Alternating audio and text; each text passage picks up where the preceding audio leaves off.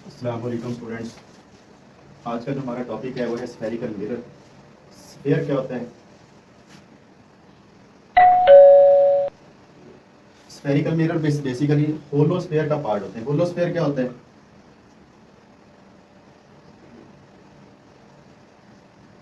होलो sphere ऐसा sphere होता है जो अंदर से खाली हो, खोखला हो, और यानी कि हवा हो उसमें, और बाउंड्री हो उसकी, वो वाला स्फेयर कहलाता है होलो स्फेयर। लाइक का फुटबॉल, फुटबॉल जिस तरह है वो एक होलो स्फेयर है।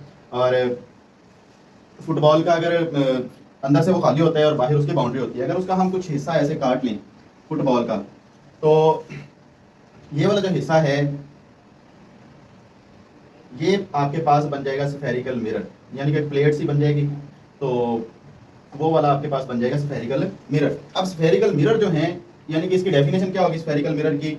A part of a hollow sphere. Hollow sphere ऐसा होना चाहिए कुछ प्लास्टिक या उसका आपका ग्लास का होना चाहिए स्फेयर, जिसकी एक साइड जो है वो पॉलिश्ड हो,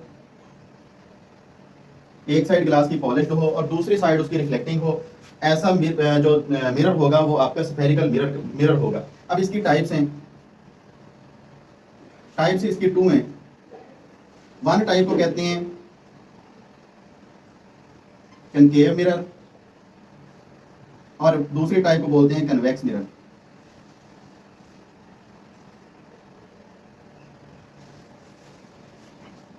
ये वाली जो डायग्राम बनी हुई है ये कनकेव मिरर की डायग्राम है।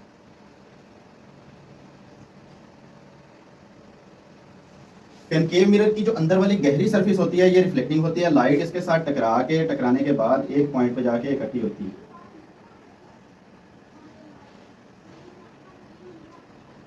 जबकि जो कन्वेक्स मिरर होता है उसकी लाइट जो है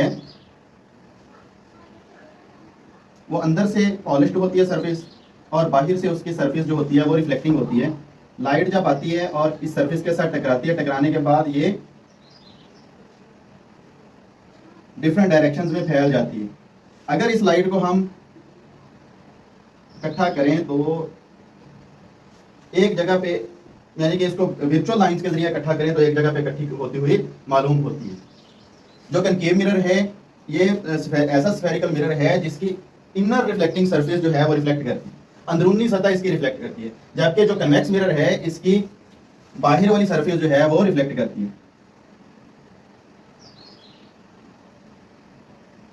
कन्वेक्स मिरर है, इसकी बाहर वाली सरफेस रिफ्लेक्ट करती है। जिस पॉइंट आगे इनकी टर्मिनोलॉजीज हैं, यानी कि इनके पार्ट्स हैं, जो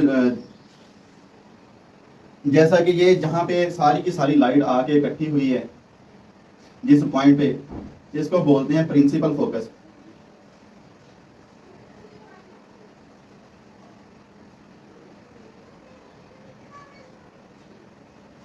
प्रिंसिपल फोकस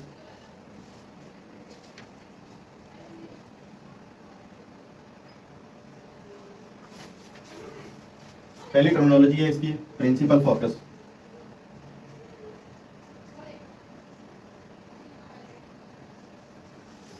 इस ये जो स्फेयर था ये एक होलो स्फेयर का हिस्सा था। उस होलो स्फेयर सारे के सेंटर को बोलते हैं सेंटर ऑफ कर्वेचर।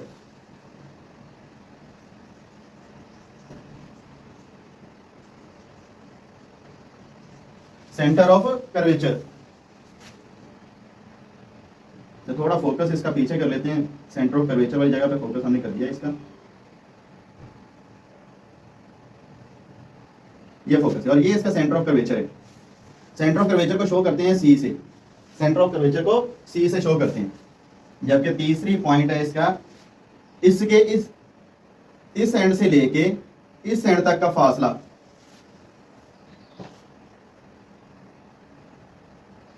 या इसका डायमीटर, इसको बोलते हैं aperture.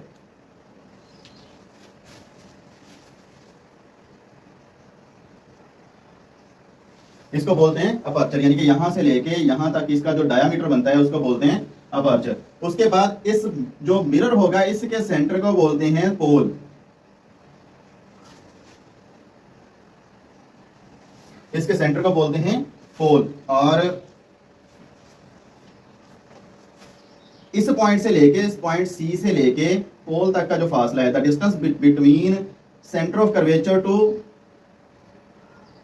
pole is called radius of curvature.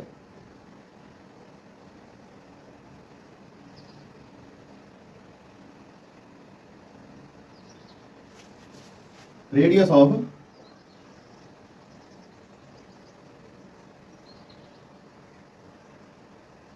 Curvature. जबकि ये जो इसका पॉइंट है प्रिंसिपल फोकस, इसको एफ से शो करते हैं, कैपिटल एफ से। रेडियस ऑफ कर्वेचर को कैपिटल आर से शो करते हैं। इसकी डेफिनेशन बनेगी the distance between centre of curvature and pole P is called radius of curvature. जबकि प्रिंसिपल फोकस से लेके पोल तक का फासला इसको बोलते हैं फोकल लेंथ।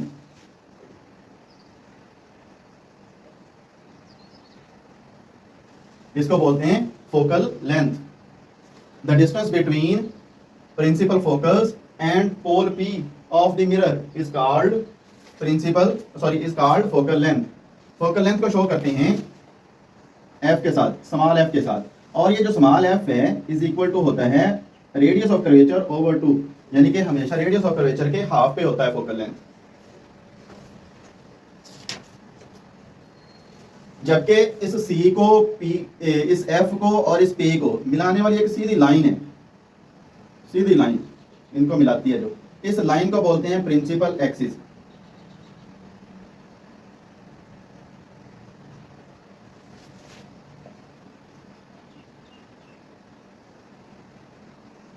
इस लाइन को बोलते हैं प्रिंसिपल एक्सिस।